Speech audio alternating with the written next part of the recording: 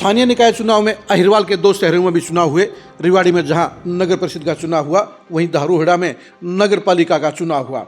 दोनों ही शहरों में बीजेपी की तरफ से राव इंद्रजीत सिंह ने अपने प्रेशर पॉलिटिक्स के जरिए अपने प्रत्याशियों को चेयरपर्सन और चेयरमैन की टिकट दिलवाने का काम किया। राव इंद्रजीत सिंह ने यह दावा किया था कि वो अपने बलबूते पर चुनाव जितवाने का काम करेंगे, लेकिन वोटिंग से 5-6 दिन पहले ही राव इंद्रजीत के घुटने टिक गए और वहां पर हार का खतरा मंडराने लगा, जिसके चलते उन्हें नायब श्रेणी से मदद मांगनी पड़ी और नायब श्रेणी ने संकट मोचक की तरह उनकी हर रुकावट को दूर करने का काम किया। नमस्कार, मैं हूं कुलदीप शरण। आज हम खरी खरी न्यूज़ में चर्चा करेंगे रेवाड़ी और धारूहेड़ा नगर पालिकाओं और नगर परिषद चुनाव में हुए माहौल की, राव इंद्रजीत सिंह के संकट की और नायब श्रेणी के संकट मोचक की भूमिका की।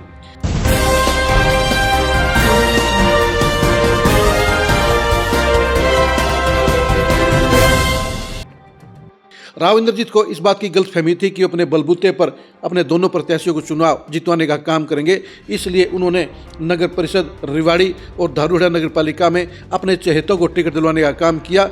लेकिन उनकी गलतफहमी बीच चुनाव में ही दूर हो गई, क्योंकि उन्हें इस बात का एहसास हो गया कि असली बीजेपी उनके चुनाव प्रचार से दूर है। असली बीजेपी के नेता उनके प्रत्याशियों को सहयोग नहीं कर रहे हैं और उनके प्रत्याशियों को पब्लिक से वो पॉजिटिव रिस्पॉन्स नहीं मिल रहा जिसकी वो उम्मीद कर रहे थे।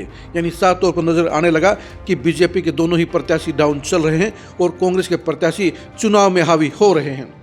ऐसे में राव इंद्रजीत को समझ में आ गया कि अगर बीजेपी के नेताओं ने उनको सहयोग नहीं किया, उनको सपोर्ट नहीं दी, तो उनके दोनों प्रत्याशी चुनाव हार जाएंगे और ऐसे में उनकी भारी फजीहत समाज और बीजेपी दोनों में हो जाएगी। इसलिए उनको हाईकमान से मदद मांगनी पड़ी और हाईकमान यानी नायब श्रेणी ने भी उनको निराश नहीं किया।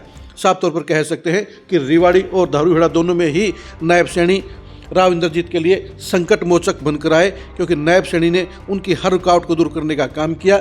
नायब श्रेणी ने रूठे हुए नेताओं को मनाने का काम किया। उन्होंने सभी नेताओं को चुनाव में खुलकर काम करने के लिए प्रेरित किया और यही वजह रही कि उनके दौरे के बाद रेवाड़ी और धारूहेड़ा दोनों में ही बीजेपी का माहौल बन गया। धारूहेड़ा में चुनाव जितवाने के लिए मुख्यमंत्री को रोड शो करना पड़ा और रेवाड़ी में भी बड़ी जनसभाएं करनी पड़ी और यही वजह रही कि बिगड़ा हुआ चुनाव दोबारा से उठ गया और बीजेपी न सिर्फ मुकाबले में आ गई, बल्कि बीजेपी दोनों ही शहरों में चुनाव जीतने के कगार पर भी पहुंच गई है। इसलिए इस चुनाव में सबसे बड़ी भूमिका किसी की रही तो मुख्यमंत्री नायब श्रेणी रहे। मुख्यमंत्री नायब श्रेणी गेम चेंजर रहे, वरना राव इंद्रजीत के अगुवाई में बीजेपी दोनों ही शहरों में चुनाव हार सकती थी। यानी राव इंद्रजीत का और कॉन्फिडेंस उन्हें भारी पड़ सकता था, उन्हें भारी नुकसान पहुंचा सकता था। उन्होंने टिकट तो अपनी मर्जी से दिलवा दिए, लेकिन इस चुनाव से साबित हो गया कि अगर असली बीजेपी उनके साथ में नहीं खड़ी होगी तो उनका सियासी बंटाधार हो जाएगा।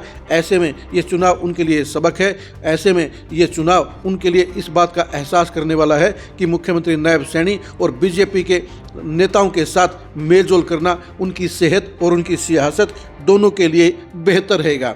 मुख्यमंत्री नायब श्रेणी ने अपनी कप्तानी में दोनों शहरों के चुनावी माहौल को पॉजिटिव करने का काम किया। उनकी अगुवाई में बीजेपी ने आखिर के 4 दिनों में जोरदार चुनाव प्रचार किया, जोरदार माहौल बनाने का काम किया और यही वजह है कि नायब श्रेणी के कारण ही बीजेपी दोनों शहरों में जीत के बेहद करीब है। आप रेवाड़ी और धारूहेड़ा नगर पालिका चुनाव परिणाम के बारे में क्या सोचते हैं? कमेंट करके जरूर बताइए। क्या राव इंद्रजीत अपने बलबूते पर दोनों शहरों का चुनाव जीत सकते थे? इसके बारे में कमेंट करके जरूर बताइए।